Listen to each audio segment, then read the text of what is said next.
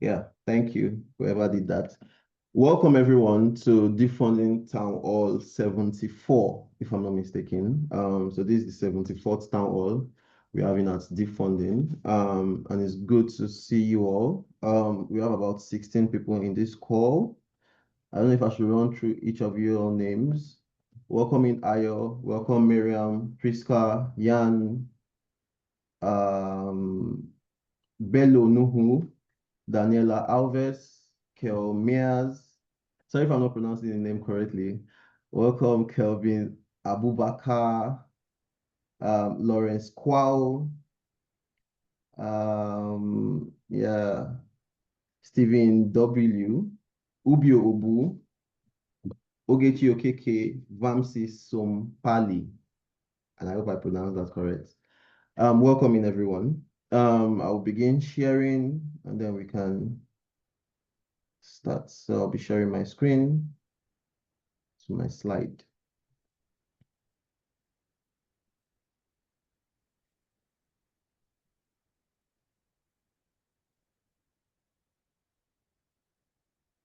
I hope you all can see my screen now.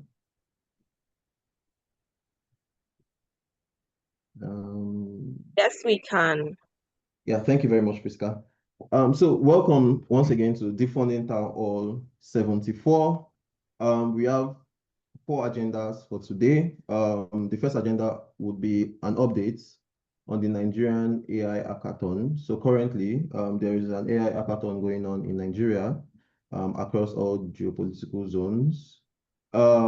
Second on the agenda will be a presentation on Neurosymbolics from Chaos in Language Models, by Rob. That is actually a pre-recorded presentation. He sent it in due to time zone difference. He probably won't be here today, so he sent in a pre-recorded presentation. The third on our agenda will be presentation from the community hub teams. So the community hub have been awarded for about 6 months now, so they are coming in to give a bit of what they have done for the past 6 months, a presentation on what they have done for the past 6 months. And then there will be a community spotlight by Mariam. The community spotlight is a place where we spotlight one member of the community and ask them questions, why they are in deep funding, what they are doing here, and the rest. Yeah, something like that. So yeah, that's our agenda for today. So what is deep funding about? Deep funding is a place where you turn your groundbreaking ideas into reality. You join a global community. I'm from Africa, so as you can see from the videos, a lot of people are from all over the world. So you join a global community that pushes the boundary of AI innovation through funding, collaboration, and open source impacts. Like I said before, Deep Funding is a community-driven grants program by SNET, SingularityNET, designed to accelerate the development of decentralized beneficial general intelligence, AGI. By providing milestone-based funding, we empower innovators, researchers, and developers to bring their AI project to life while retaining full ownership of their intellectual property. So this is basically what Deep Funding is all about.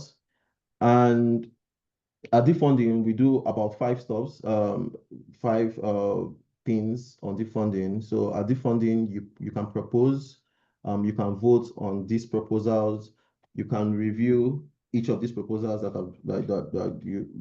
should make it to the voting round. You can come together like this and discuss. There are 2 meetings where we have every week. We rotate it bi-weekly. So there is town hall and then there is all hands. So this week is a town hall session, which is happening on Thursdays by this time. Next week is going to be all hands, which is happening on Wednesday by 2 p.m. UTC, if I'm not mistaken. And then there are circles. Circles are like departments that come together to push AGI forward. So different departments. The department that's responsible for the Deep Funding Town Hall program is, or the circle that's responsible for the Deep Funding Town Hall program is the event circle. So there is the event circle that's responsible for every event that happens at Deep Funding. There is the review circle. there is the operations circle, there is the marketing circle, and the rest of it. We have about 10 to 11 circles at Deep Funding. Currently, Deep Funding has funded a total of $7.19 million. We have about 1,557 contributors, and then we have about 143 awarded AI projects. So this town hall is for you. You can submit your proposal, you can get community feedback on the proposal you have submitted, secure funding at the end of the day, launch on SingularityNET, and then you can also monitor your AI service via our marketplace. You can also connect with us via our community portal. You can join circles. I mentioned before that circles are like departments that keep Deep Funding running. You can book presentation slots on our website as well. So town hall sessions like this, like I said in the beginning of this call, we have an agenda where people are going to be presenting their updates on the AI hackathon that's happening in Nigeria, and then a presentation by one of the awarded teams. So how can you book slots for this presentation is through our website. And also on our website, we have the calendar for all Deep Funding events. And on that website, you can also keep track of your circle progress and work. So every circle, any circle you want to keep track of their progress and work, you can as well see it on that website. So we want to hear from you on town hall sessions like this. I shouldn't be the only one talking. We want to hear other people speaking as well. So we want to hear a presentation of your initiative, any initiative you have. You can book a slot like I mentioned in the previous slide. And awarded teams can book a slot. You that aren't awarded can book a slot if you want to present your initiative to the community. And you can also decide that you want to host a breakout room on any specific topic at all, and we will plan that for you. A town hall like this is a place where you can do all this. So yeah, that is the end of my slide, which is introducing what this town hall and what the funding is all about. And we'll be moving straight to our agenda. And like I mentioned previously, the first agenda for today is updates on the Nigerian AI Hackathon. We have two professors from Nigeria that will be presenting, or that will be talking about the hackathon that is currently going on in Nigeria, as well as the Dev Outreach Circle, a representative from the Dev Outreach Circle, which is Ubio Obu. And I hope they are all here. Maybe I should stop sharing for now.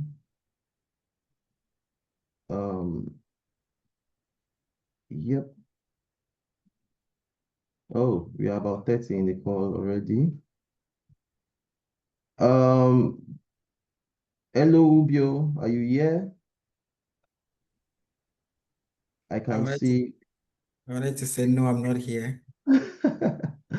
So we will be having two professors coming on as well. And before I mention their name, I would like to do a short introduction of who they actually are. The first professor that will be presenting is Dr. Nuhu, Dr. Bello Nuhu. He's a lecturer in computer engineering. Dr. Bello Nuhu has a PhD in computer engineering. He's a seasoned lecturer and a co-founder of Winnest Research Group. He specializes in IoT securities and intelligence systems. He has authored over 50 publications and won IBM awards. He has secured over 100 million naira in grants and held key academic roles like project coordinator and commercialization officer. He is an AIENG member, and he actively represents his university at exhibitions. So put your hands together for Dr. Bello Nuhu. And the second professor we'll be having on stage is a professor and director of research and development, Professor James Agajo. And I hope he's here. Yes. Professor James, I'm yeah, here. welcome I'm in. here. Professor I'm here. James Agajo I'm here. Thank you. Welcome in, Thank you. Professor. Thank you. Professor Thank James you. Agaro Thank is you. a renowned academic and director of research at Barakian Center, a fellow of multiple institutions. He leads the Wireless Communication Network and Intelligence System Research Group. Professor James Agajo has over 150 publications in AI and telecommunications, and he has earned various or numerous awards. He also serves as an expert advisor to the United Nations, UNOHRLLS, extending his impact beyond academia. Sorry for that introduction, but yeah, we have two professors, a doctor and a professor right here, and we are going to be asking them few questions together with the Dev Outreach Circle in person of Ubio Obu. So welcome in, professors and doctor. I would start my first questions. The first questions I have right here are individual, and then we'll proceed to a more group question where you guys can choose who would answer. So I know I've done a brief introduction of who you are, but we would like to hear from you as well. Probably I did not get all.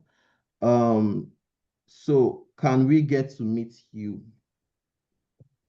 I don't know who will be going first. Probably Professor Agajo. Okay. Thank you very much. Thank you very much. Good day, distinguished ladies and gentlemen on this call. And it's a real privilege to be here on a day like this where we actually interacting and having a wonderful conversation together. So with regards to the brief introduction, I don't need to say much, but I'm Professor, for the optics, I'm Professor James Agajo, a UN consultant in the area of emerging technology, and at the same time, an expert in the area of a member of the board of experts of the UN in the area of looking for how education can get to the underserved. And so many accolades I might not want to bug us with because of time. So I'm happy to be here today, and I'm a lecturer with the Federal University of Technology in Mina. And at the same time, I'm here alongside one of my very strong lieutenants by way of Dr. Nuhu Bello, who just achieved a major milestone yesterday and day before on the account of the regional hackathon competition he conducted, which is actually one big benchmark he has set for other regions to follow. It was quite successful, and none of that will be reporting today. So I'm here. I'm happy to be here. Let me not take much of our time as we read out the agenda and we'll follow sequentially. Thank you. Thank you very much, Professor James. Dr. Nuhu Bello, would you like to say something? Would you like to introduce yourself? Would like to meet you?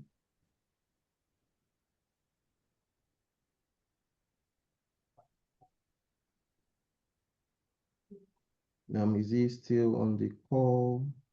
He's here. His mic is open. I don't know if we can't hear him. I guess so. Hello, Dr. Nuhu, are you there? Dr. Nuhu Bello, are you there? Calling my name because I'm having connection issue. Yes, I am here now. Okay. Am I audible enough? Yeah. Okay. Please, you'll give a I am brief having introduction of connection yourself issues. to this call. Okay. Thank you for the great opportunity.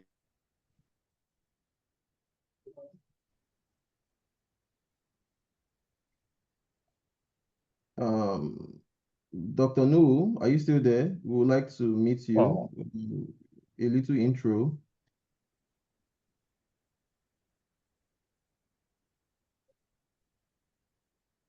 Okay, I guess we'll continue without Dr. Bello. Okay. No problem. I can handle that maybe for the meantime.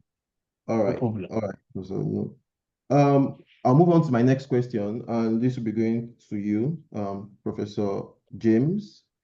How did you get involved in Deep Funding AI? Okay. Okay. Thank you very much for that question. Once again, I actually volunteer for the UN, and it was there they found me worthy because I've been a volunteer for quite some time, making sacrifices because of the passion I have in the field of AI. And this arm of the UN called International Telecommunications Union, as ITU, actually had the mandate to advance the cause of validating the use of AI for good, and equally trying to probably see how the use of AI align with the SDGs, that the Sustainable Development Goal of the UN.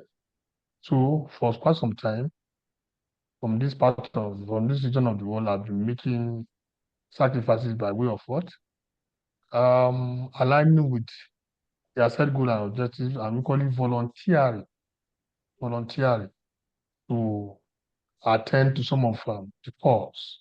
So as a man, I have a research team, a young set of students, youngsters, where we develop solutions, and I stand here to guide them. So it was actually one of those meetings I had with someone called Dr. Vishnu, who is actually a consultant with ITU, who took interest in what we were doing and engaged us. So that was how I actually got myself involved in LTU, with ITU.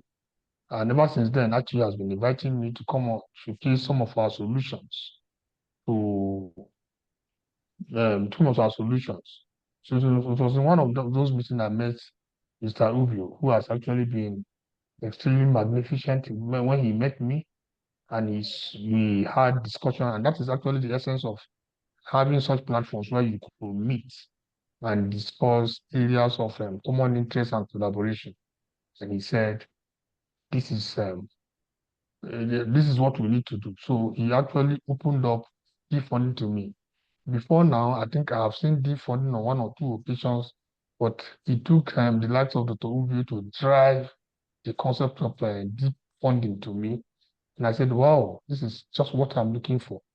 With deep funding, we can look for people who can buy into our research environment, and at the same time, see how much we can collaborate.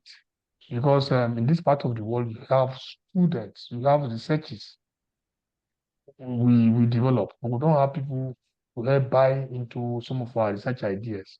But with this, it's going to serve as a major motivation for young startups to begin to think of, well, let's advance our ideas, because we have people looking at us out there and they might buy into our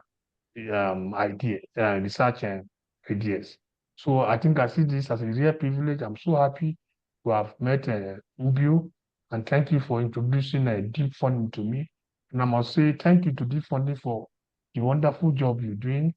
We just finished, we just had our, we just had our regional, the regional hackathon, and it was wonderful. And I told them that, come, you see, this is the essence. I met Mr. Ubio in Geneva, Switzerland, at the AI for Good Global Summit, and that was where we started this conversation. And today is something very big. Everybody is commending. So my meeting with Mr. Ubio in Switzerland is actually yielding fruits. I'll be sharing some clips for you to see today, and you see that, yes, the environment is actually heating up for good because something good is happening. So I think I need to appreciate my meeting with Mr. Ubio in Geneva, Switzerland at the AI for Good Global Summit. Thank you.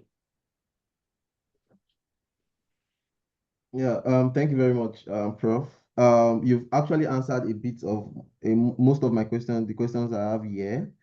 I would like to ask you about 2 more questions, and then we can go over to your updates. How were you able to galvanize your institutions and other institutions around you to join this vision? Okay, thank you. Mr. Ubio, when I met him in Switzerland at the AI for Good Global Summit, we introduced ourselves and we talked. And it was there I told him that we are researchers in Nigeria and we've been doing a whole lot of good stuff in the area of AI because I'm actually an AI person. If you go online, Google my name, Professor James Adaju, you get to see some of the works I've done, the awards I've won, numerous awards to mention. I'm not just by singing. And we met and I said, and I think it's later, Mr. Ubio met one of my research team members that was invited to showcase and equally pitch some of his research ideas at the AI for Good Global Summit. We actually did something quite wonderful and we won an award. We came out outstanding. And I told him what will suffer in this part of the world is basically visibility, which Deep Funding is bridging the gap. I told Mr. Ubio that this is what we suffer here. And he said, well, as a matter of fact, he worked for Deep Funding. And if I actually mean what I'm saying, that is an opportunity for us to harness and incubate some of these ideas so that they will be what you can come up with business models for them. And you know quite well that this is one problem we have. Sometimes we could be so ambitious, but how do you sell these ideas you have? So, and I think this is just a bridge we've been waiting for, and we got it. So, Mr.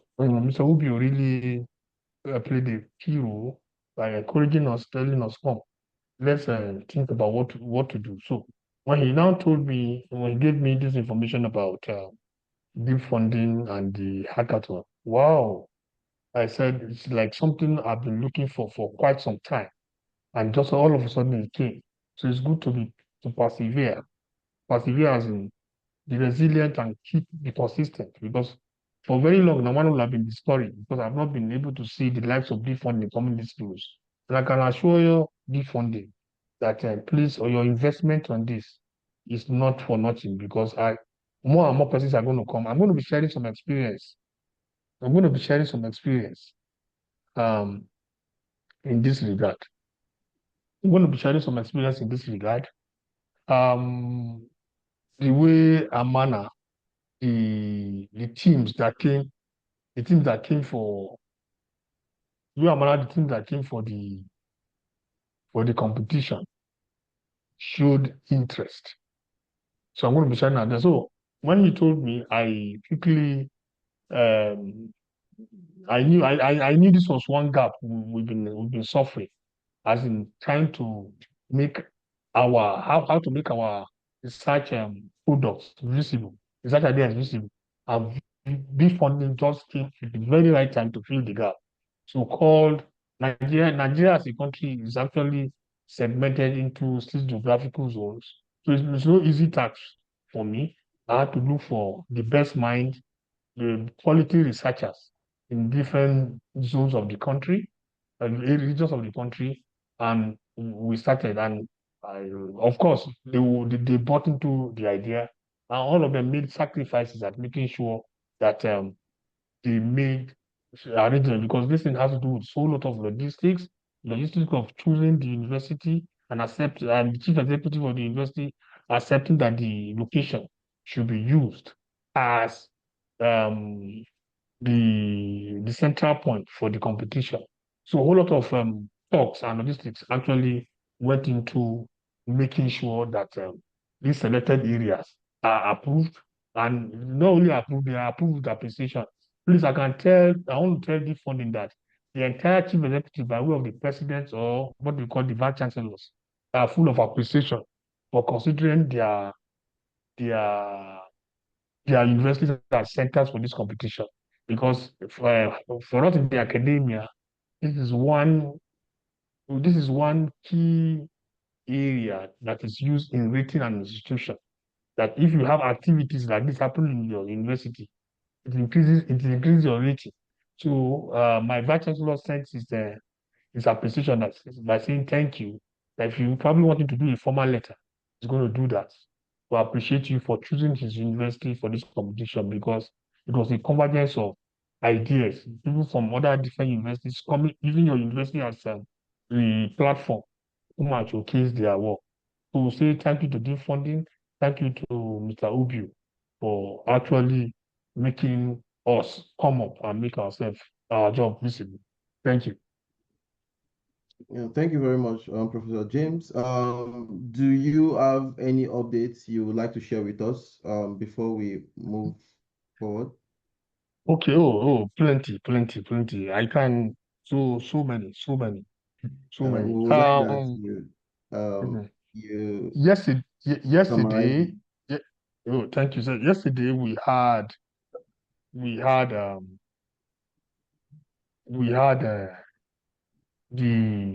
regional. Actually, Nigeria is divided into 6 different regions: Southwest, sorry, no, let me just start from this way. North Central, that was yesterday. We had North Central yesterday, day before yesterday.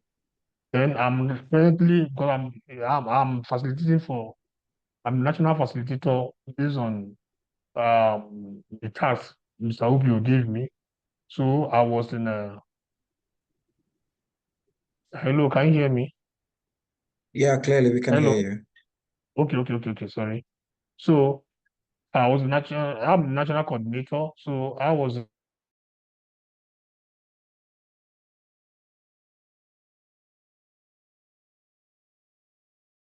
the cause of the judgment for the judges. So I actually go around to ensure. Hello, can you hear me? Can you still hear me? Yeah, go on. Hello. Okay. The network stuff. So to ensure absolute impartiality. So I was in the North Central, and the total.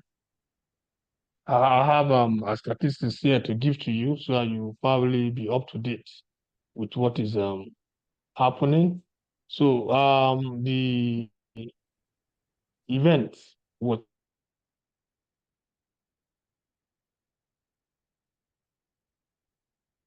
a good number of persons um, attending, but as research groups attending the stuff. So at the end of the day, we had that's the number. Please, I want to share the statistics with you, so everything will be open and transparent. Please, I don't want to miss numbers. Let me give it to you, because we had in groups and at the same time um Okay, yeah, while he's still searching for that, let me just give some context. So the regionals is already a shortlisted this thing. So not everyone who applied to get to a region is actually accepted. So when you apply, we check through your ideas, we check what you actually coming in with, and if it actually matches the quality that we actually want. So the regional is the first filter, right? And so we've put in a lot of filters, but this is the first that's the first filter. And then so before you even come to the regional, you've already filtered, and only the top quality come to the regionals. And the regionals, we're going to filter again, and then only the top of the top in each of these regions get to the national again. So that's just the way it's currently being arranged. Professor James, you have the data right now. okay. Thank you. Like you said, we had a pre-assessment session. Not everyone, it was clearly contested. If you probably were at the at the venue yesterday and day before. Chile contested. I'm so sorry that some persons were crying. Said, no, you are all winners. So I told them you are all winners. Why? This is based on the fact that we had a pre-selection process. For you to be part of this competition, you already won because not everybody got here. So for one reason or the other, you probably did not meet up, but I can assure you, I told them. But yesterday I saw when the first and second came out, and some other ones were not just happy and what have you. I said, why? They said, no, we all believe we could win. I said, yes, you are all winners. You are all winners, and Deep Funding is going to be continuous. Go and develop your product based on the criticism of the technical team. And next year, who knows? Deep Funding will come calling again. And it's an opportunity for you to showcase what we're doing. So we need to look for the best, and that's what we did. It will be your turn next year. So that's how it actually works. So with regards to what I said, we have about 29 individuals that came for the hackathon competition, and out of the 29, some of them came in groups. So we have 14 groups. 14 groups. And these 14 groups, initially they were much more than this, but we had to screen. And you can see, I said some of them, one or two of them were not happy and they were crying. As in, I saw them, it's very emotional. So if we had not even screened and allowed everybody to come, then we would have probably had more tears. So that's tell you how much the competition is fierce. But another good thing I like about the competition is that we had gender representation, gender balance. It's a convention that if you actually kind of such competitions and you're not considering the issue of gender, you might probably be biased in one direction.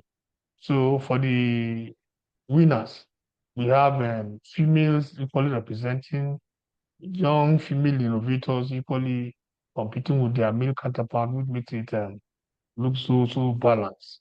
So in all, I think it's really, really wonderful. Maybe I share some of the, since you are not here with us, it'd be nice to have you see some of the pictures of events. Can you give him sharing right? Okay. Sorry, there are many. I'll just be rolling them through. It was quite Yeah. exacting. The North Central region raised the bar, and other regions must. It's an assignment for other regions to do better. And it's always good when you have the first region doing very well. So it therefore tells you that the other regions are going to be working. As I speak with you now, I just landed the Northwest region, that is the next, and we're going to be having same, which I will be reporting back to all of us. So sorry, are you sharing your screen now? let me check if I've been given the sharing opportunity. Let me see. Okay. Yeah, you can share now. Okay, we can see I your can share screen now. I now. can share. Yeah, don't worry. So let me see. Yeah. So happy viewing, everyone. It's actually an interesting. So I start with what we have here.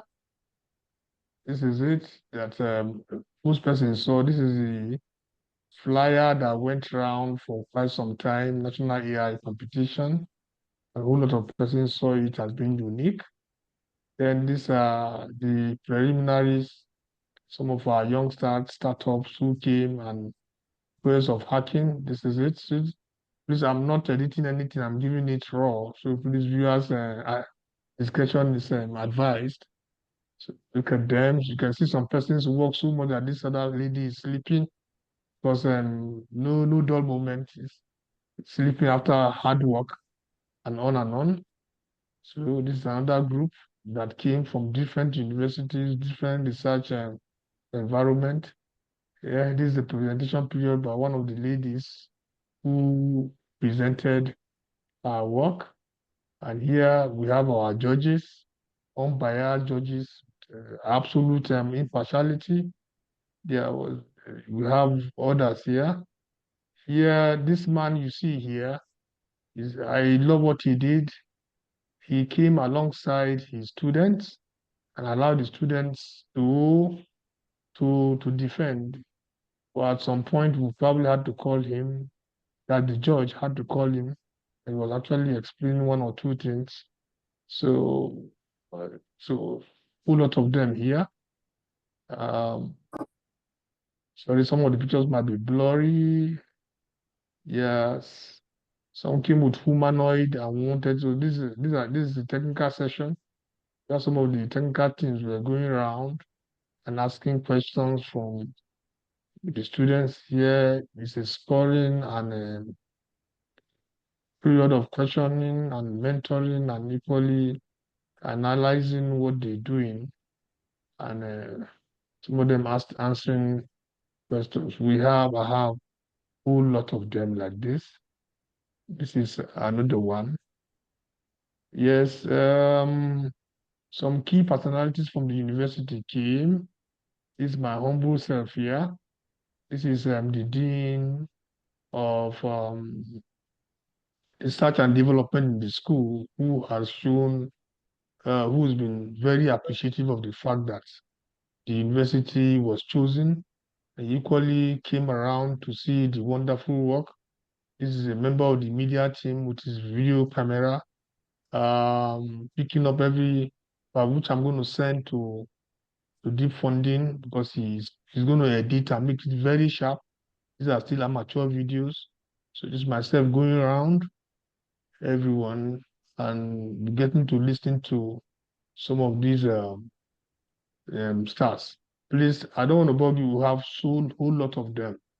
They are up to 1,000, I think, not up to 500, between 500 and 1,000 of them. Yeah. So it's been quite wonderful. Thank you very Thank much, you. Professor James. We have to move to other agenda for today. So I think I will have to cut you off there, so that we can move forward.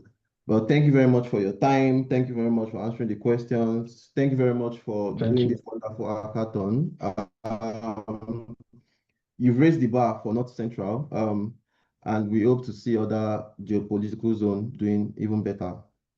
And I hope they do better. I hope they beat the North Central zone. All right, thank you very much, Professor James. That's what they promising me. We hope they beat the North That's Central. what they promising me. I'm currently in the South, so I will be attending the hackathon if it holds here, and I hope we do better. Well, thank you very much. It will be nice. It will be nice. It will be nice to meet you there. It will be nice to meet you there. All right, no problem. Okay. Thank you very much, Professor James. Thank you very much, Bello Nuhu. Unfortunately, your network did not allow you to speak today, but thank you very much. I will be ending Professor's screen. Yeah, I think I've stopped him sharing. So guys, thank you. We're moving straight to our next agenda, and it will be a presentation on Neurosymbolics from Chaos in Language Model by Rob. Like I said previously in the beginning of the introduction of the agendas, this is a pre-recorded presentation. Rob will not be available today due to time zone differences. But before we have this presentation, I would like to give a bit of background on who Rob is before we can share this pre-recorded presentation. So yep.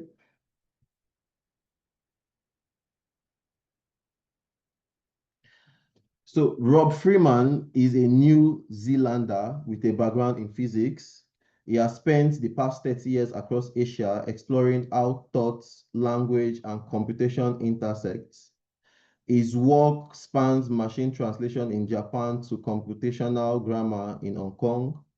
For the past 2 decades, he has advanced a quantum-inspired approach to machine learning, viewing AI not as a process of compression, but of expansion, of generation, not learning structure. Through his lens, he explored perception, creativity, free will, and consciousness. How even these ideas might illuminate today's social and political complexities. So that's a short form bio of who Rob Freeman is.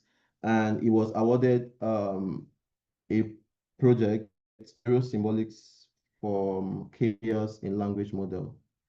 So Mariam will be presenting his pre-recorded video. I hope Mariam is here today. Yeah, I can see her. Yes, I am. Okay, so I'm going to share my screen now. Rob says hello, and he has asked that if anybody has any questions for him based on his work, or any comments or any insights they would like to share, or any room for collaboration, we can just like send it over. His Mattermost username I'll drop in the chat box, so you can text him directly, or you can text me, and I'll make sure that those questions or comments get to Rob. He is in a Malaysian time zone right now, so the difference is really a lot, but I do hope you enjoy his presentation he did just for us. So, okay, playing now. Yeah, it's a 25-minute presentation. So you all sit back and enjoy.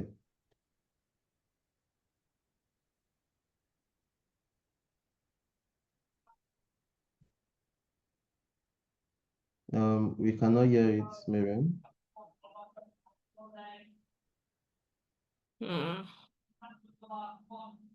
Okay.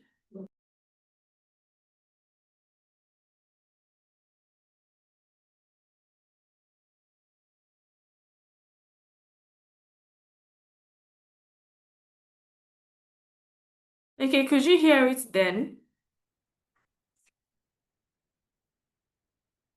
Sorry, I couldn't hear you from the beginning. Have you heard it at all? When I go on mute, can you hear?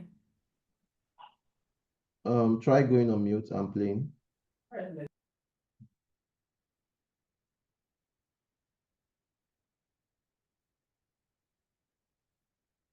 No, we can't.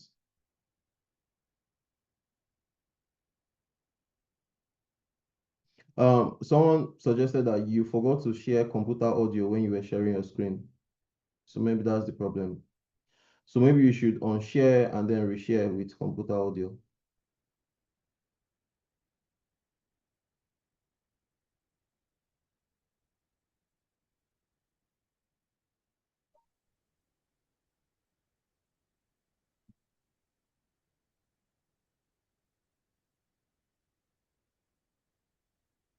It's unfortunate that I can't be with you live. Yeah, we can hear it now. So you can start again. Good evening, good morning, everybody. It's unfortunate that I can't be with you live, but I'm afraid that time zones impose a certain impossible structure upon the world. Anyway, so Mariam asked me to come on and have a chat a little bit about my project. So I put some slides together. And if anybody is interested to hear more, yeah, please get in touch. I'd love to chat about the details. So the project I'm working on is a modest little one. I want to turn language models completely upside down, make them small and dynamic, where currently they're wonderful, but they are large and extremely expensive, which I've tried to summarize in this image. Had some fun playing with AI and Grok image creation. trying to contrast what I see as the current state of language models and what they should be. That I mean, it's just so clearly upside. I mean, they're wonderful, but it's sort of upside down to what they should be. People are talking about doubling the energy production capacity of countries and building new power stations to feed the hungry things. But our brains, our cognition works on the power of 20 watts, about 20 watts the power of a small light bulb. So it should be possible to make it work in the ultimate edge compute. I mean, brains are the ultimate edge computation. So I've tried to summarize that by having like edge compute being they should work on a cell phone and they should work on the power of a light bulb. And the light bulb also kind of symbolizes another aspect of the whole thing, which is that the current LLMs, wonderful as they are and as responsive as they are, they're not creative. So they're power hungry. They require enormous training periods where humans are kind of adaptive. The creativity of humans defines our intelligence, but current language models require enormous training periods at great expense and great power consumption. And they try and do everything at once, and so they bake in one perspective, trying to grab everything completely, biases and ideas once only a time of training, whereas our intelligence is defined by creativity and ability to see different, even contradictory perspectives. We need true edge computing just as the brain is edge computing.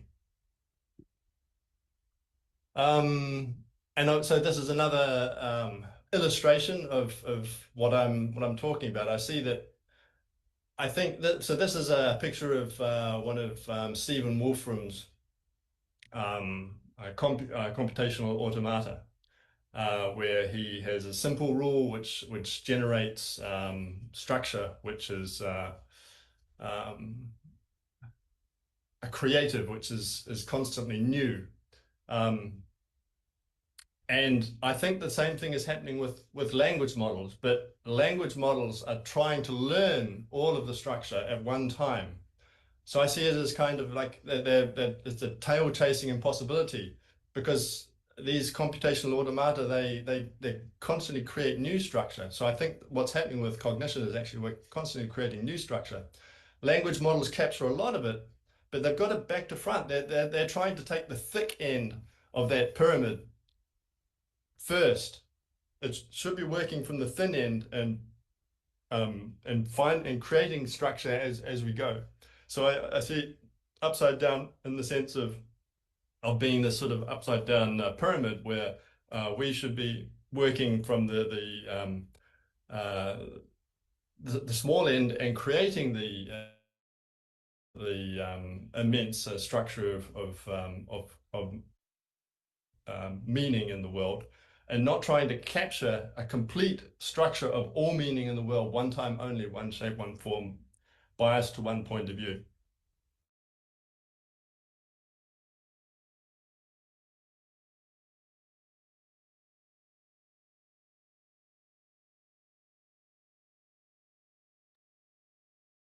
Is it me or the presentation just stopped?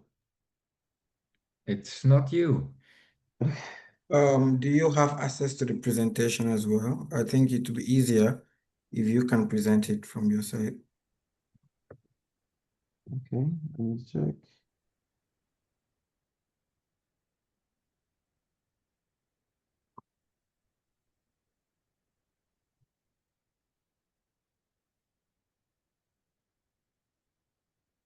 Yeah, Priscilla.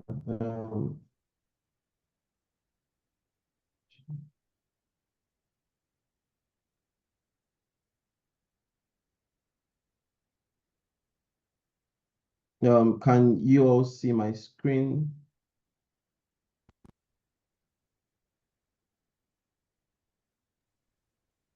Yes, we can. Should be working from the thin end and and creating structure as we go.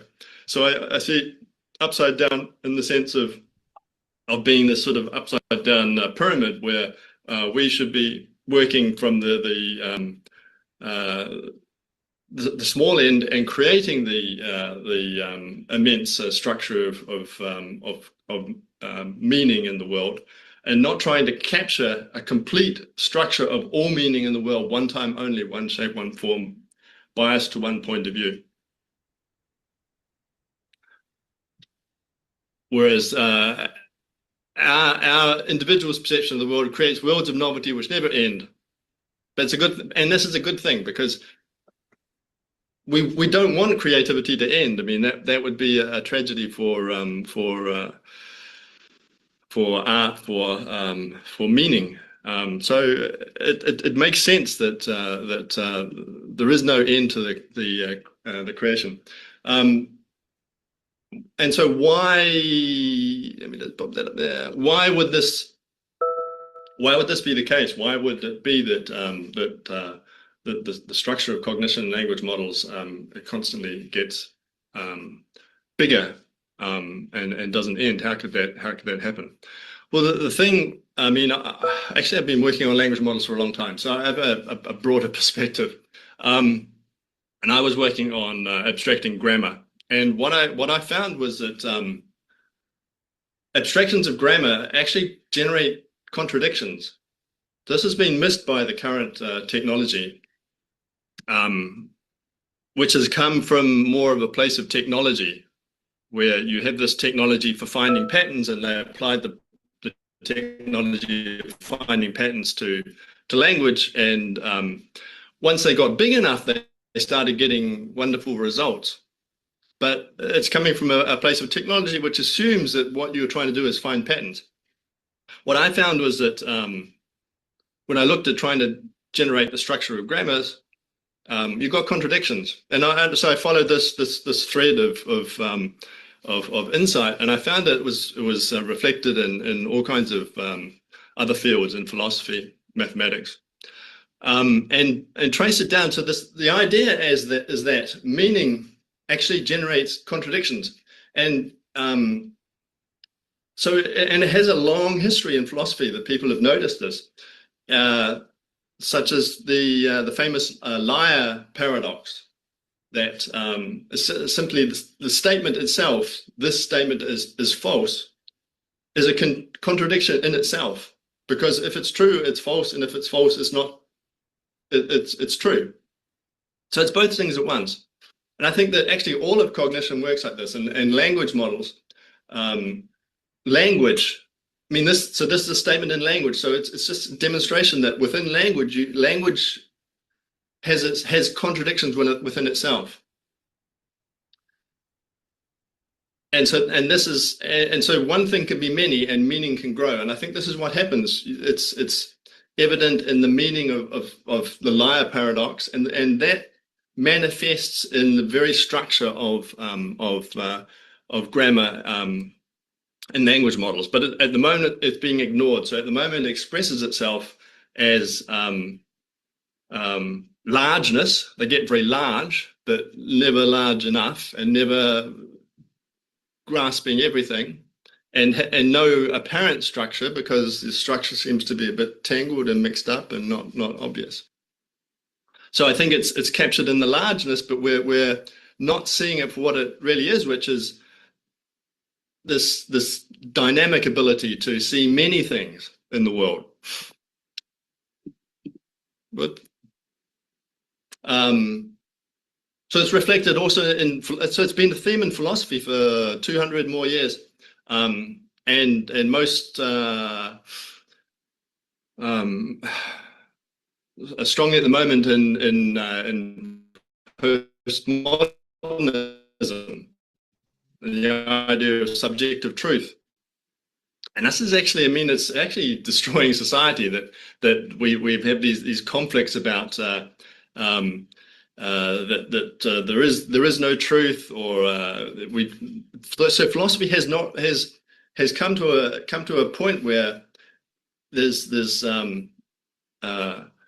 a lack of any kind of a lack of faith in a nature of truth, or that postmodernism anchors this lack of this truth, this contradiction, which is become also evident in philosophy, in the ideas of identity and power. But I mean, I think that this can be actually the greatest deliverable of AI research, is actually to provide a better basis for our understanding of truth that doesn't need to be only in terms of identity and power. We can have a basis for consensus, so we can see how contradictory truths actually emerge naturally as different orderings. So truth can contradict, but not just anything can be true. We can see and agree in a process of ordering in different ways how it differs and what differences are possible. So it's a potential for a new anchoring of social consensus in a kind of objectivity. So I mean, this is a big goal, but it shouldn't surprise us, because with AI we're looking at cognition. This is the very nature of our thought. So it shouldn't surprise us if AI has consequences in philosophy and the way we conceive society. So big goals. On the concrete, technical, what does it mean for LLMs? It means the structure of LLMs is right, it's meaningful, but it can't be learned. You must generate it. If you can get contradictions, and you want to have you want to be able to find which structure is most appropriate for the situation, for a particular situation. You want to be able to see novelty. But that's fine, because while the current technology for language models is based in this idea of learning, which comes from the tradition of technology, actually the language, which has pushed it in the direction of becoming larger, but for language, this large structure that we're trying to learn, we know what it is. It's actually the symmetries. For other problems, maybe you need to learn each separate piece of structure. But for language, actually, it's very simple. It's the symmetries. So we just need to change the idea of our technology from learning or trying to learn everything to finding symmetries. So this was okay. In the concrete for technology, this is an example of the way I see language models working at the moment. So language models, they try and find group words which make similar predictions, and then they use those similar predictions to generalize sequences. And so the way that they learn those groupings, these predictive groupings, is that they observe shared predictions in a database over an enormous training period, and they adjust weights between words on that basis. So in this little animation, you can see the sequences: people pay a call and people make a call, and so pay and make are given weights which reflect their joint prediction of a call. So that's what language models, that's like a very simplified version of the way that language models learn the structure that they learn. They learn to predict things, and the way they do that is by adjusting weights. So I'm saying that the same information is just a symmetry. It's just a symmetry in the network, and you should be able to find those symmetries. You don't need to find those symmetries in a rigid fashion in a single large training period. it should be possible to find those symmetries by other means, just by looking at the network. And one way that you might find symmetries is by setting a network oscillating and seeing, because oscillations will be constrained by joint predictions as well. So that was the initial hypothesis of the proposal of this project. But the problem, I mean, so I've had looking at different problems. One is how you, for a sequence network, how are you going to have the post context of a call informing the grouping of pay and make? You sort of have to go backwards in a network. So getting a little bit more into the weeds of what I've been doing. Been running now officially for 8 months, about 12 months since actually I put the proposal in.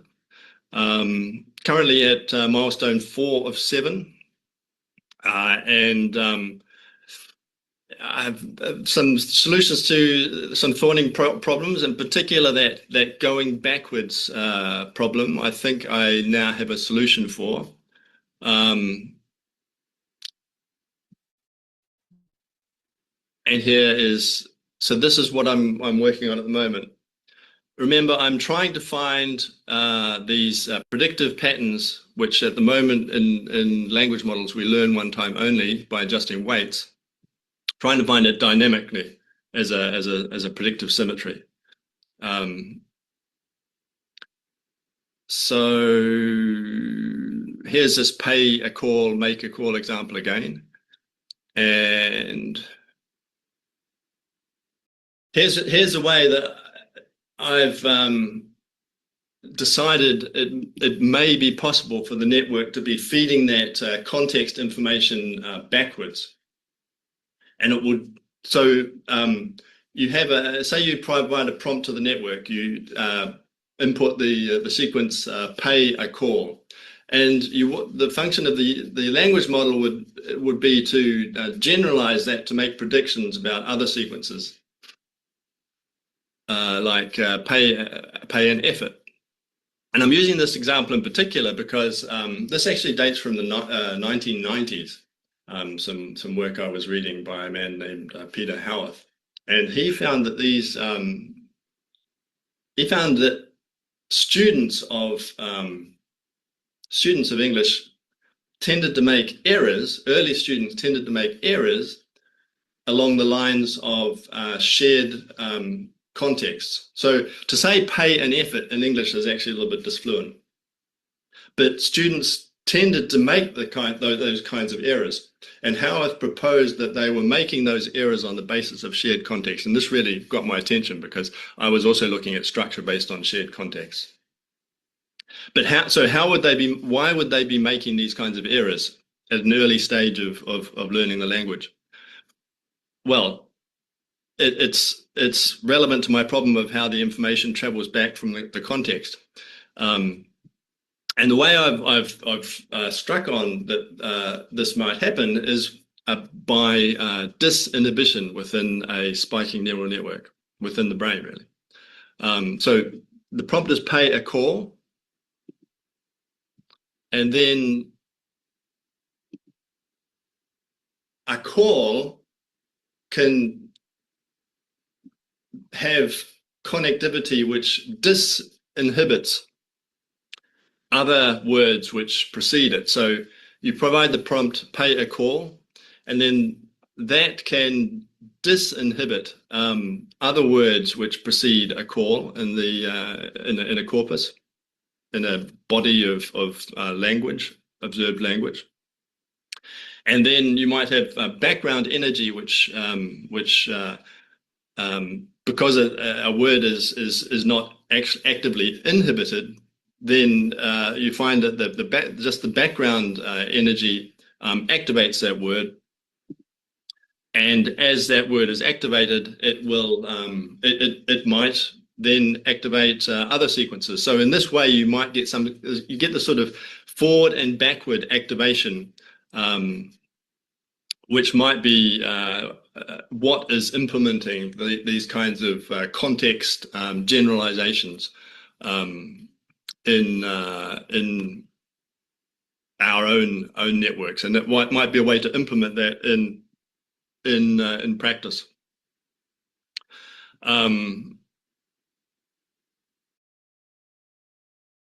And then there are ways of and that could generalize more broadly. So you'd have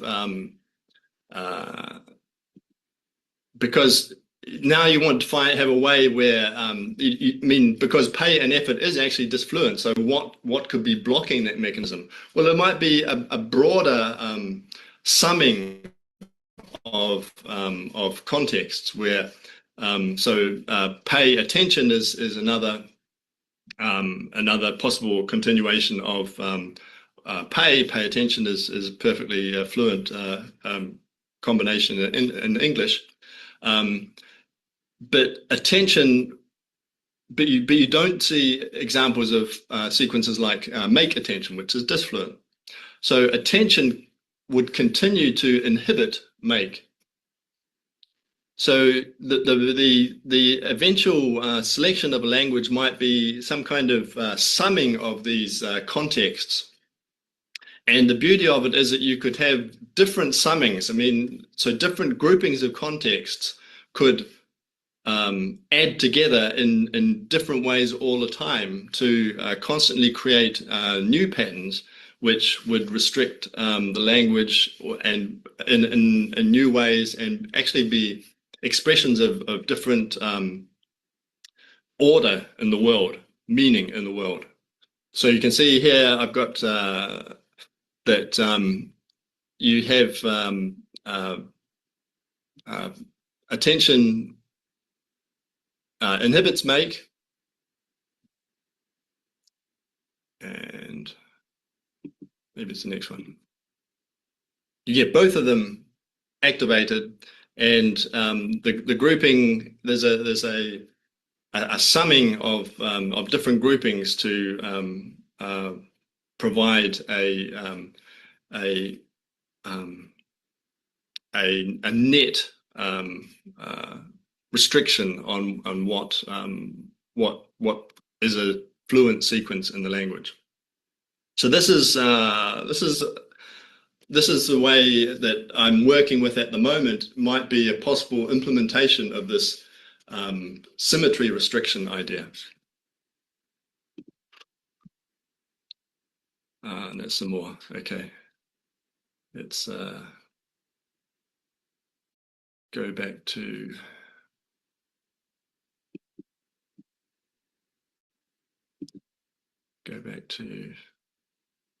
what I had. Presentation.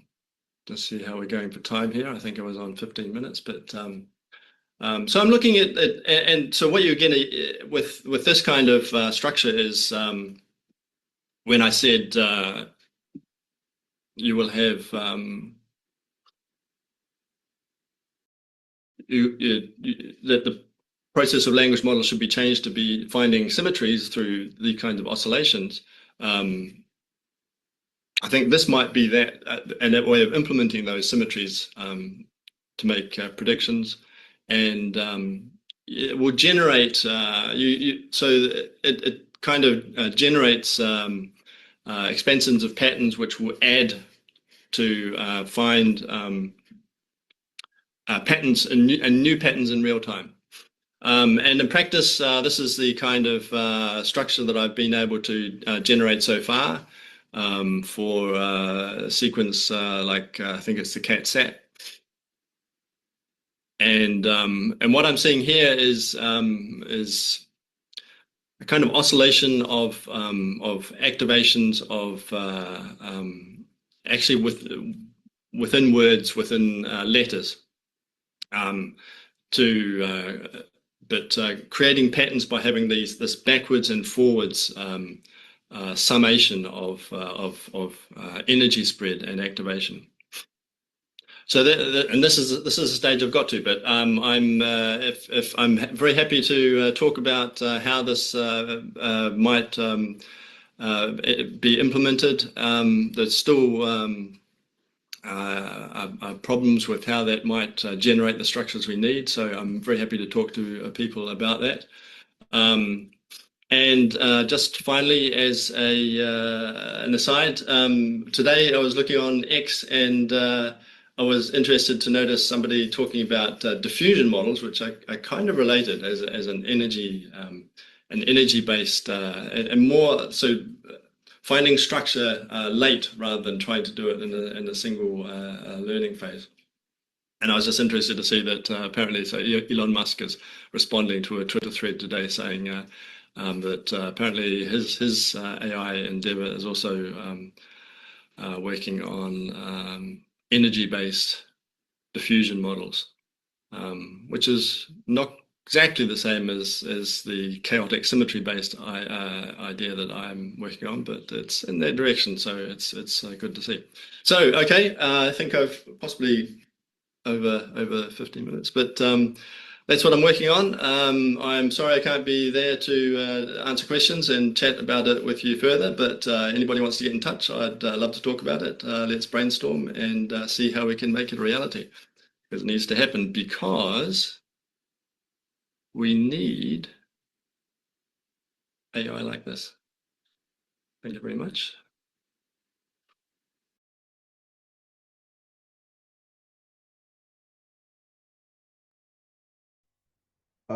So yeah, thank you all for staying for that session. I'm trying to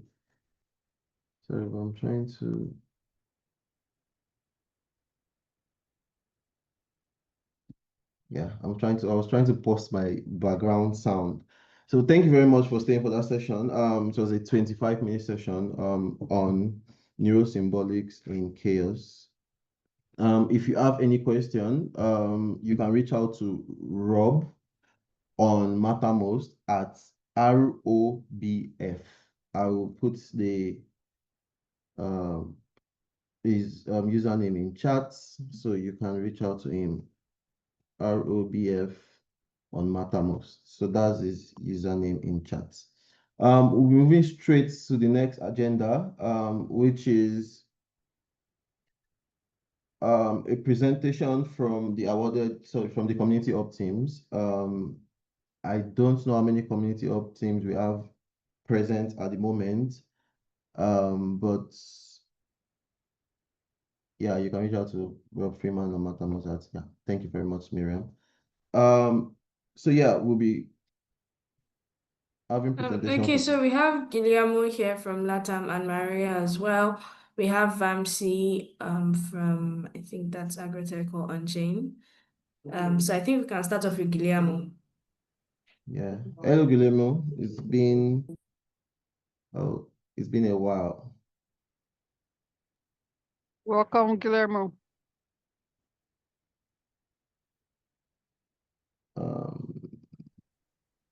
Hey, May. How you doing, Major? Yeah. I'm good. I don't know if it's been that much of a while, but good to see you. Good to see everyone. So yeah, I talked with Mariam earlier today and Rafa. We confirmed our participation next town hall and do a spotlight on community hubs. But still, we can join. We can jump into a short summary. Hola, Maria, Danny. So I see a lot of community members from different community hubs. Maria and Danny from Brazil, originally newcomers from LATAM that came in and present a community hub proposal for Agrotech and got funded in round. What it was? No, it wasn't the RFP for community hub, guys. And May, but can you tell us what is the idea of having us today? Yeah, so we wanted to hear updates. You would like to present updates on your community hub to the general community, what you have been working on for the past 6 months. All those, do you have any achievements? Do you have any challenges? we would like to hear those from you today. Do you have a Okay, lineup? Do you have a lineup, or we're just jumping in? So it will be LATAM first, since Guillermo is already speaking, then on-chain Asia, then agrotech. Okay, so yeah, and like always, Xin and Chan, Major, you know how this works. It has been a lot of achievements and a lot of challenges at the same time. A lot of things always a lot of room for improvement. I think also the other thing that have been really helping us is our SNET Latam Ambassadors Guild, also complementing with the R&D. So I think we got that make to us to have a strengthened position, because when one of the projects is changing or adapting, we will always have a room to experiment. We did participate. Well, we have engaged town halls monthly.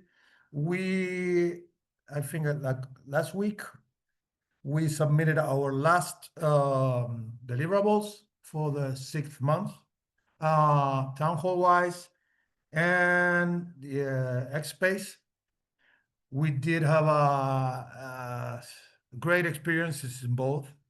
It had been tough to follow up in the, let's say, engagement in incentives without the deep funding rounds as classic.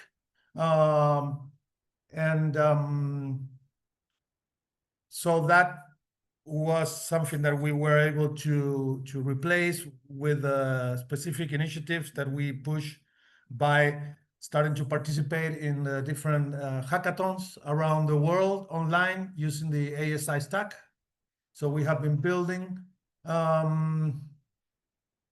using those tools, also pushing and motivating people to engage on the ideation initiatives.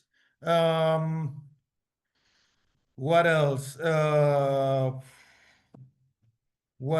So last month we participated also with Latam on the BGI 25 hackathon.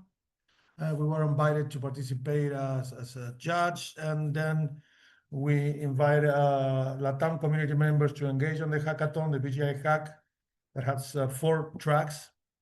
And there was an award winning from Latam that created an agent 3-day deliverable, which I really like in terms of let's say the process. Sometimes it's really hard to commit to milestones, and we have these long roadmaps in our deep funding experiment and experience, and the hackathons are really effective in that. We have functional artifacts in 2 days, building with the ASI stack. So that was really cool. Still working on how we can push the meta open labs in our region in Spanish. That's one of the challenges, and that's one of the achievements that I want to see happening. Still pending on my list. So yeah, that's kind of probably my personal goal for the next quarter. Also work with OpenCog and other people that we have been meeting around the world with the Indian Hack India, and also the WADA community that they have been doing their own experience with Meta. Also, we participate and engage in collaboration with Dani and Maria in one of their initiatives that they have a special class in an university. With Dani, I speak my best Portuguese. Didn't achieve it at all, but I did my best. I tried. So trying to reinforce that collaboration with Latam, I think it will put us in the best direction for next year. KPIs wise and the things we commit for the bonuses, still, I think we need to understand a little bit more how we adapt with the changes we have through the last 6 months, with no rounds and the circle, let's say, subscriptions from the LATAM didn't have the chance to engage in really becoming part of the circle, so that didn't encourage community members to still try to engage and to subscribe. So I think that's something we should discuss internally and see how we can give more room for LATAM community members to be able to participate in circles, even we do have to encourage it more. It's always good to have results with your efforts, and also definitely the regional hacks following the first presentation we have today with the Nigerian hack. Looking forward to see the results, the goods and bad, the good practices that we can use and try to emulate that here in LATAM. That's also my personal goal for the next one. So yeah, also all up and down, but a lot of good things. And next week we're gonna be representing LATAM community in Dev Connect. So a big 1-week event here in Buenos Aires. Also representing the ASI Cloud, new initiatives, new business outreach strategy. So a lot of things going on, major, since last we reported. Long 6 months. We did hit almost 50 assistants, 45 or 47 assistants in one of our spaces. I think we really like that format. We still have a lot to experiment with it, but we achieved that by collaborating with other communities. We started expanding not only to bring people in, but also to learn what is going on outside. And that helped. So looking forward how we can. I was writing today the 6-month report. One of the things we need to understand a little bit more how we can collaborate globally, because we reach out with Maria and Danny. We know ourselves. We are in the same region, but how we can make like an online big party from all the town halls around the world, that kind of could be the next step for us as a community. Putting all the communities together, so that's about it. Yeah, thank you very much, Guillermo. Thank you very much for that elaborate updates you've given us for the past 6 months. So we're moving straight to the next community that is available right now to present. We have Vamsi from On-Chain Asia, and then we have Daniela from Agrotech. Right? Hello, hi everyone. Hello, Vamsi. Hey, hi. I'm audible? Yeah, very audible. Sure. So yeah, once again, like hi everyone, and sorry it's a little late here, actually, like around some 1 a.m. in India. So yeah, that's the reason why we miss most of our all hands meets, Deep Funding meets. But yeah, like I do join sometimes, but yeah, like mostly like a time conflict. But yeah, like so yeah, I'm Vamsi from On-Chain Asia Hub team. So I'll be sharing some things and achievements that we have been doing in India and Asia, right? And we will be sharing some upcoming initiatives that we'll be taking up. So first of all, like our community is mostly around AI and Web3, right? We have a strong community of 560 plus builders from various regions and backgrounds. We have like people who are developers, designers, from marketing as well, and people who are involved into hosting events and stuff. So yeah, like right now we are at 560 plus members. So that's a number of, but yes, we host around like 2 town halls every month, mostly around AI and Web3 topics, and we keep them open to debates. Like we keep them engaging we let anyone share their ideas, present what they're building and all, because we don't, just like how we are having this town hall, we keep our town halls as well like more open to everyone and welcoming, because like we want to keep it as engaging as possible, instead of just one person presenting their presenting the screen and doing the workshop. I'll just quickly share my screen.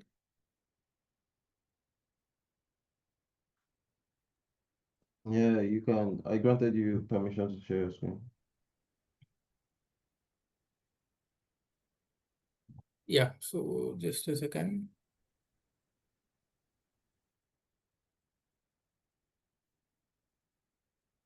Okay.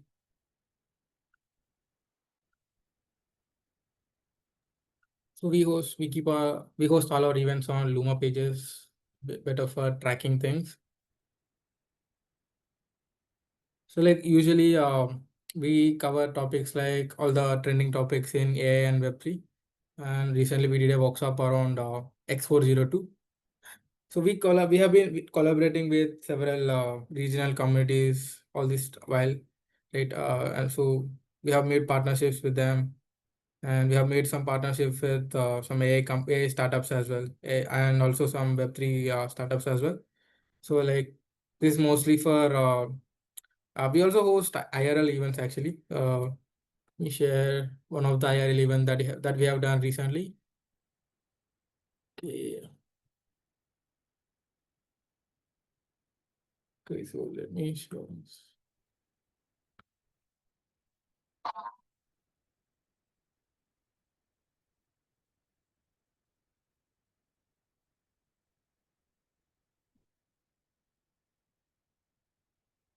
The experience on Onchain Island has been great so far. It was a fabulous experience here, and I would like to have it once more.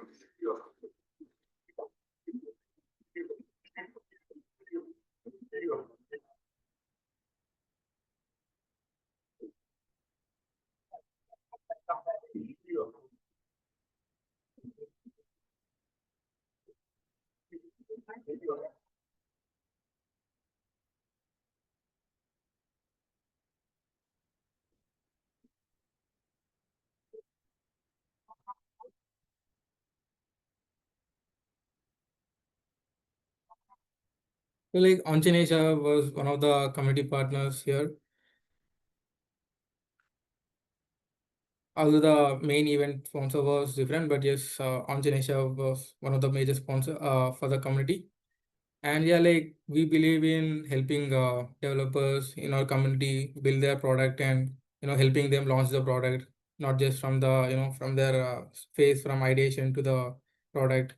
And we believe the community that we're building is more for sharing their products and getting their initial users, right, and getting their feedback from others, and maybe getting their co-founder as well among the community itself. So that's the main idea agenda for of our community, like having a safe and nice like-minded group of people who co-build and share things with each others, and like grow together. So that's the main agenda. And yeah, we are planning to host more IRL events actually, and we have been working with the Dev Outreach Circle as well, especially with Riyadh. I think Riyadh is also in the call. And yeah, like my colleague and my teammate Prash is also in the call. So like we have been planning some hackathons tour in Asia, especially in India. So yeah, like Prash and Riyadh can share more details on that. GM everyone, and thank you, Vamsi, for introducing me over here. And hopefully, we won't take much of your time, but just giving an idea that it's been almost like around 6 months we are running on in Asia, and probably at this point, like one of the good communities where real builders and real peoples have been contributing into, and it's more or it's running completely on the community narrative where like we don't have any big team, but it's all going through like community contributions.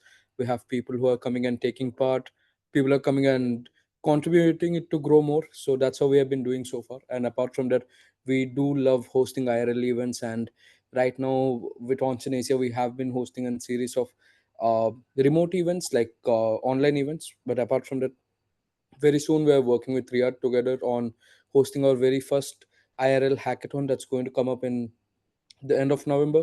In just next 10 days, we have the upcoming hackathon, and pretty sure that's going to be one of the amazing experience that will be able to, like show it in front of you. So it's going to be an hackathon of around 100 developers from all over India coming to Bangalore. Bangalore has Indian Blockchain Week coming up, and with Indian Blockchain Week, where people from like more than 2,000, 3,000 people all over the country, and even like people all over the world who come to India at that point. And that's when like we are going to have our hackathon lined up. So that's on like 29 to 30, and 100 developers, 24 hours overnight hackathon, people building on AI and all the current new technologies. We're keeping it open as of now, so we want the innovations to be taken up, and hopefully that's going to be one of the first big move from Onchain Asia that's we are going to take as an initiative. And would love to like have share it in probably the next call after the after the hackathon ends, and would love to get your review on it. So yes, thank you for giving me the stage, and uh, thank you for like hearing me out. Yes, Riyad, please take over next. Yeah, thank you guys for the great introduction. Yeah, so as the guy said, we have a collaboration coming between the Devotees Circle and On-Chain Asia for hosting the hackathon, and that's just the start of multiple events that we are planning to do. After that, we have a series of workshops, or let's say college tour, that we're planning to do as well. And we are just considering it as a long-term collaboration, and this would be the starting event. So thank you guys, and thanks. Soon we'll be sharing the great news here. Yeah, thank you very much, Riyad. Prayasu, I hope I am pronouncing that well. You are. And Vamsi. Okay, thank you. And Vamsi, for that update on your community hub. Moving straight to Agrotech. Daniela Alves will be presenting for Agrotech. I'll be presenting. Could you allow me to share my screen, please? Thank you. Okay, I think I granted that permission. Let me check.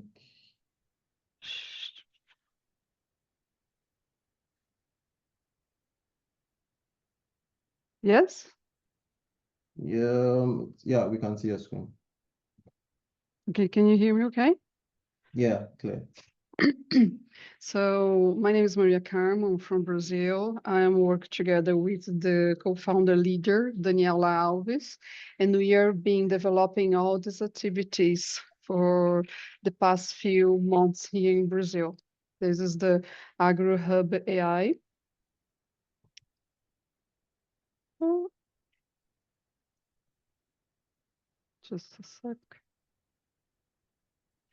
So this is our first event. This was on a partnership or an online event that's available in our channel on YouTube with Liga, Agro, and FIA Business. They are connected to the most important university in Brazil, that's USP. Here in Latin America, the most important city for a lot of stuff will be São Paulo, and USP and Unicamp will be the biggest universities here. So this is a very important partnership. It's happened there back in June.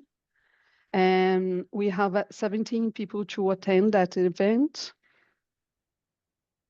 And here we have another event also with FIA, but this time was an in-person event because we understand that connections eye to eye, it's stronger and strengths partnership. So this time also Guilherme, that's also here in this call, was here to do a collab with Daniela in that moment.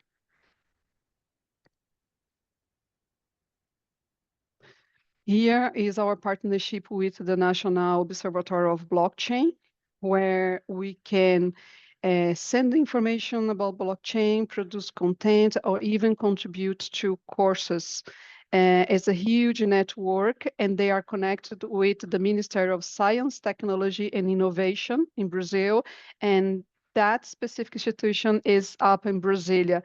I don't know, some people, they don't really have the dimension of Brazil, but Brazil is continental, it's bigger than Europe. So it's good to pinpoint where the actions happen. Sometimes in São Paulo, sometimes it's in Brasilia, whatever. we try to cover as much as we can. Here is our first collaboration, international collaboration in the Cardano Summit in Bolivia.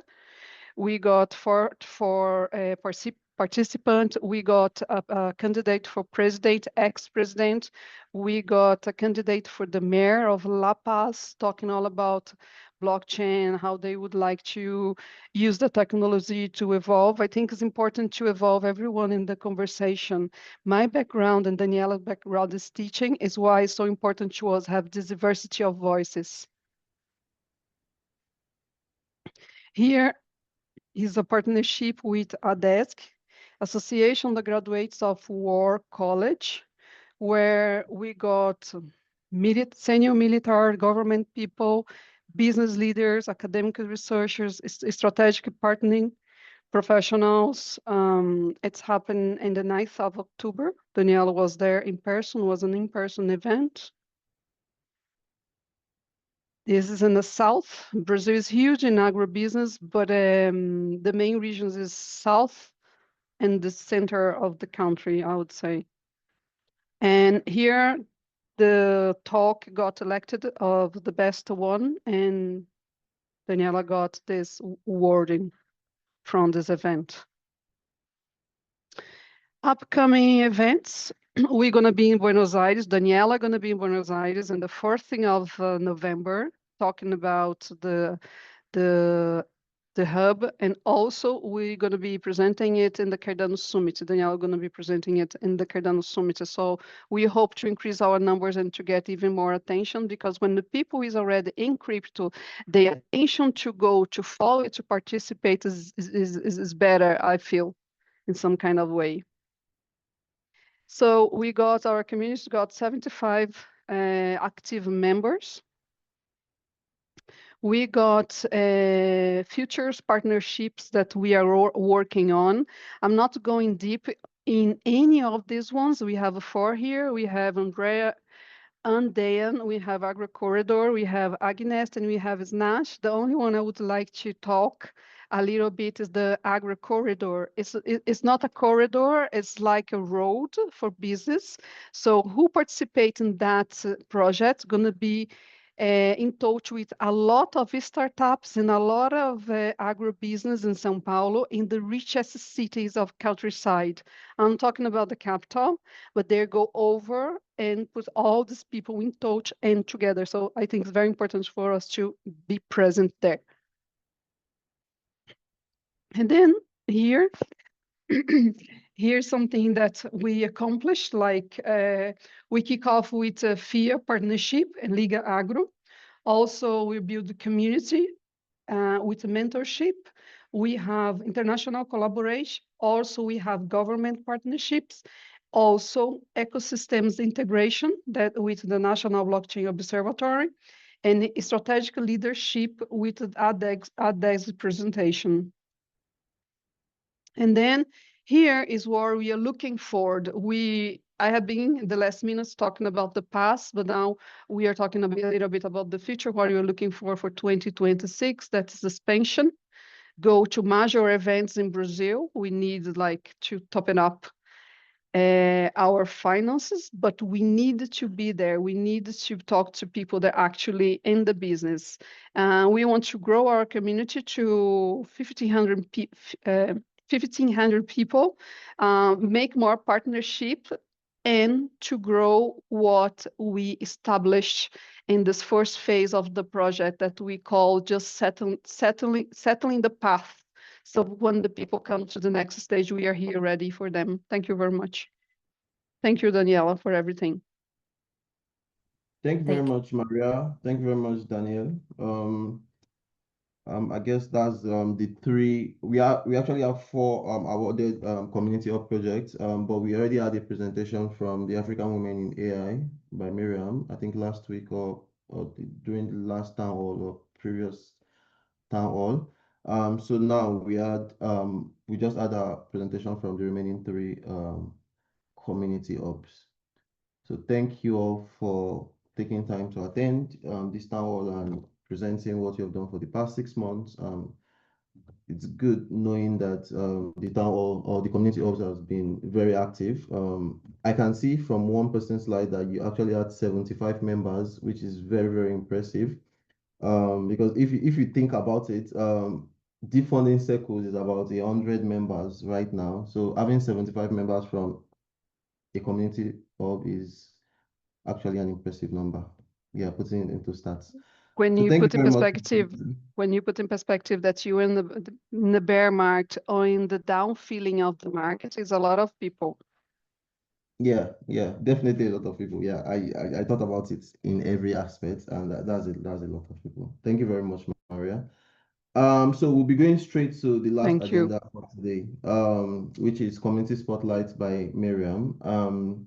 They actually have about 10 minutes, and we can use the remaining 5 minutes to round up this session, so we don't exceed the 2-hour mark. So Mariam, are you there?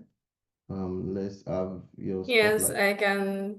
I am here, and a huge well done to all of the community hubs doing great work. I am constantly in awe of everything that everyone is doing across the world. So welcome guys to the final segment of today's town hall.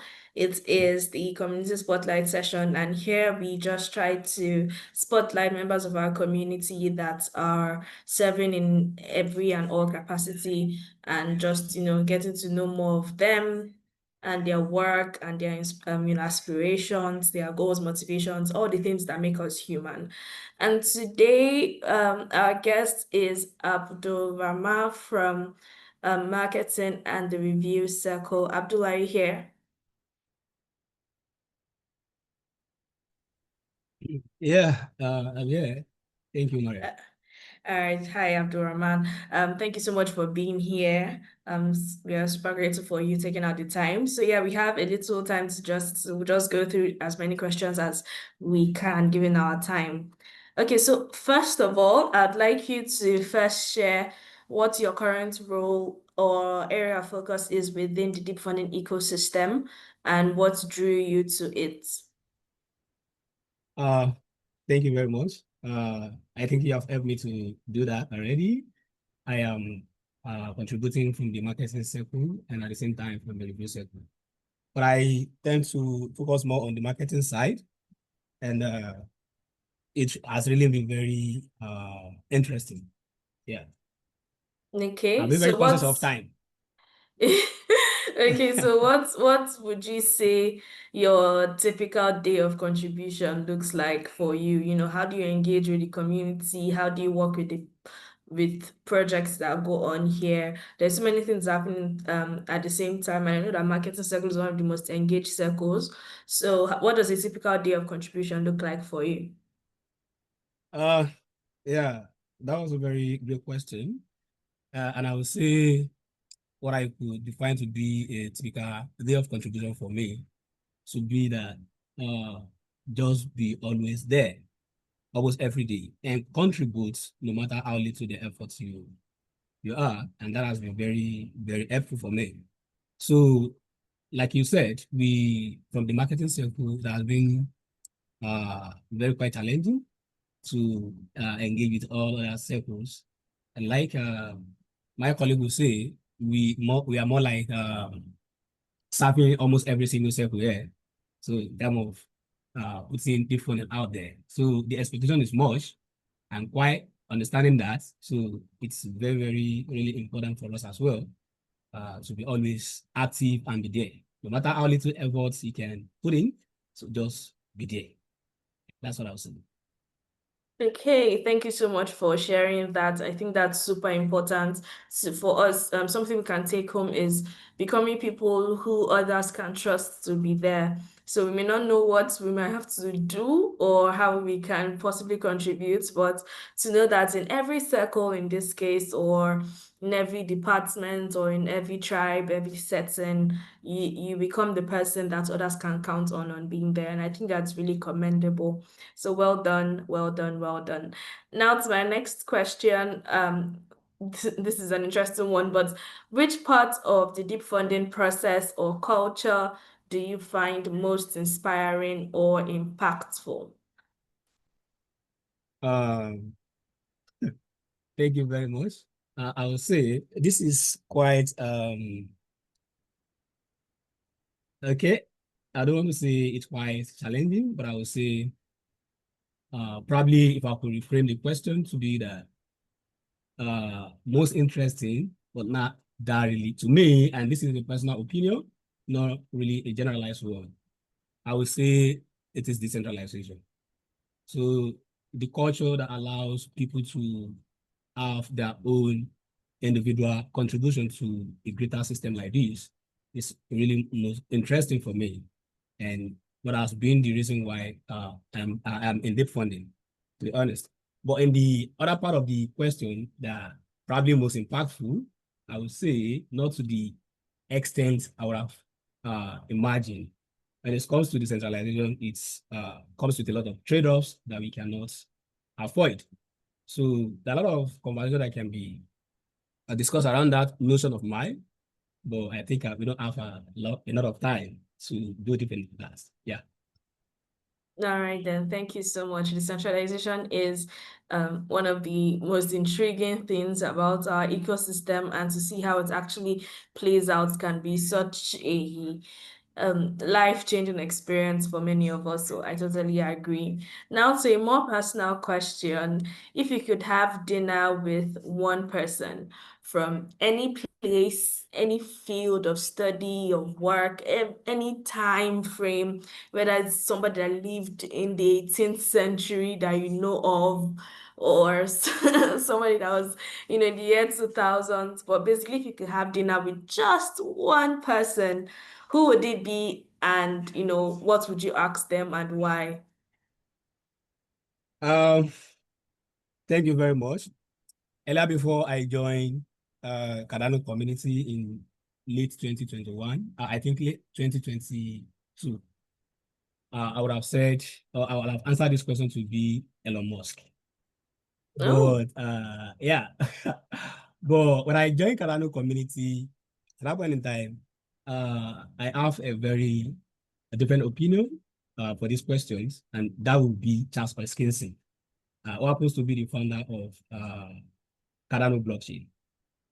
And what would I ask him if I have that very opportunity? The only question I will ask him is that, how have you been able to manage to push this community to this very greater heights, despite a lot of challenges, like personal attacks, institutional attacks, like sponsor attack, that you can all imagine that, no, this is not just a mere kind of success. It requires a lot of dedications, resilience, and a kind of a strong conviction that, yeah, I actually want to do this and I want to be successful about it.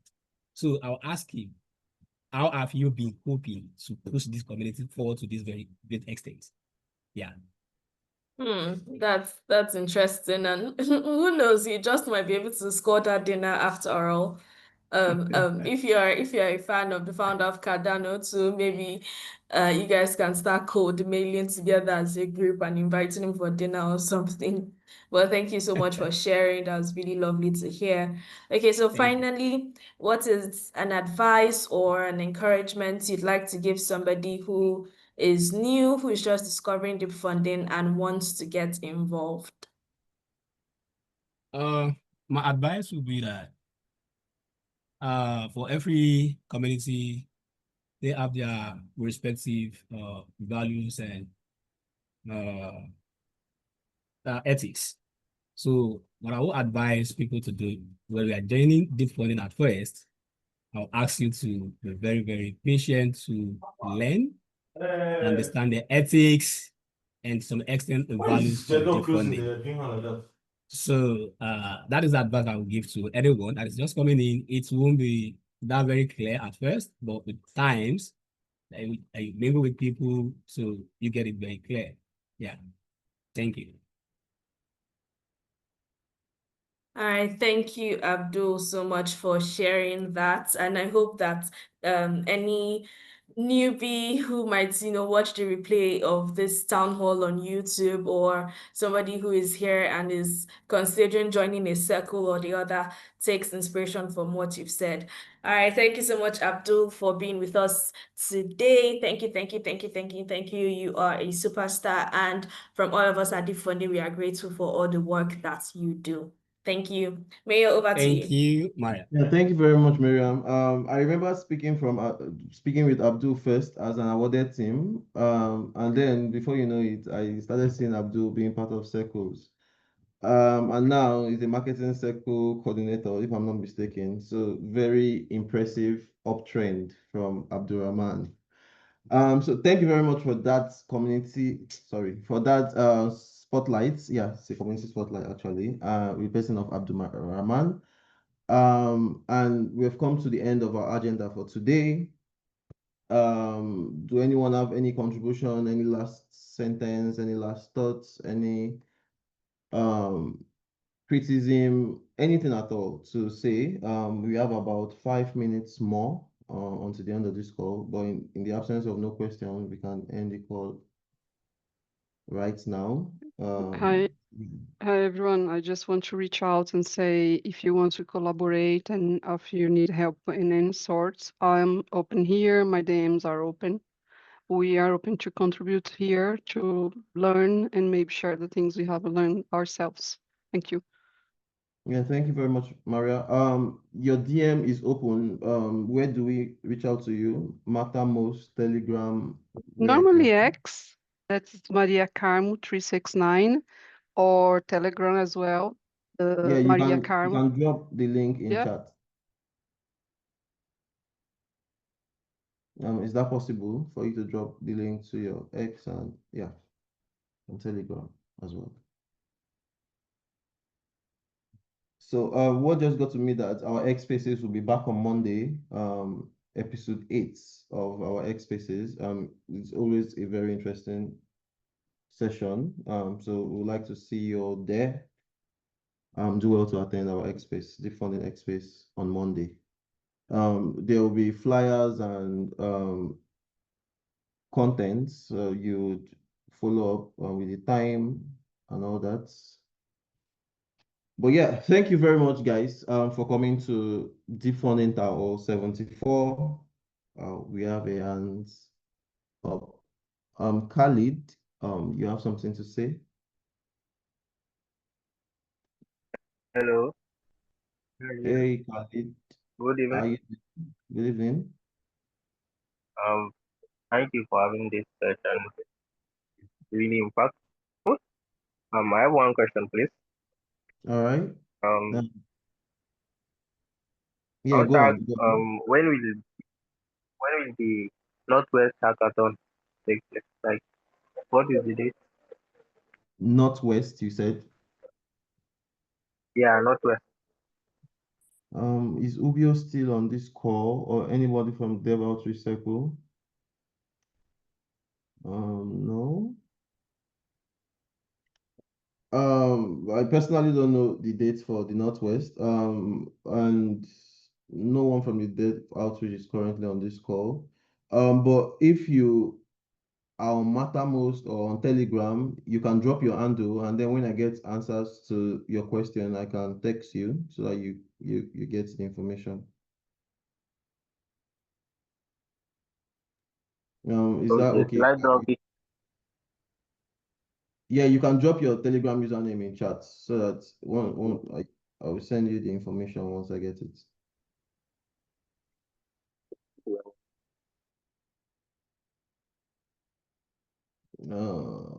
So I'll be waiting for the text before I would end the call so that I know that it's there.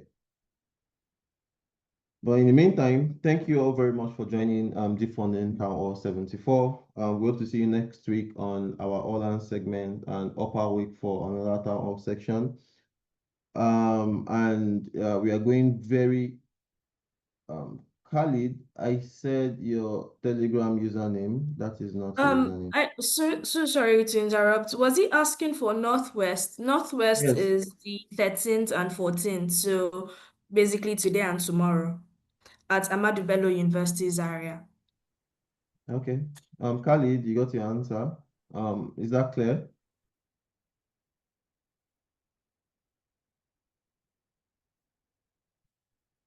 No, I don't think it's here. I think I'll be saying this closing remark for like the 5th time now. But thank you guys for coming to the Funding Townhall 74. See you next week and upper week for another Townhall session. Good night and have a very good night rest. Bye. I guess if I continue talking, somebody will interrupt me again. So guys, thank you very much. Thank you. All right, good night, everyone. Well done, Mayor. Well done. Thank you. Who is recording? Can I end the call without ending the recording?